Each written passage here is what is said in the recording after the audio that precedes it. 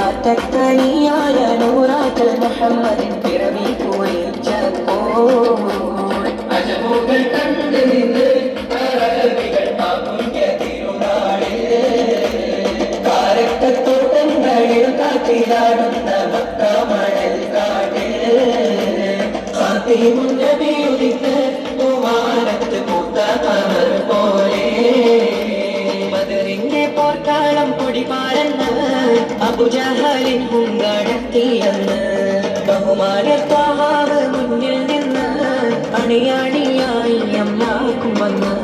ബദറിന്റെ പോർക്കാളം പൊടിപാരന്ന് അബുജഹലിൻ ഹുങ്കടത്തിയെന്ന്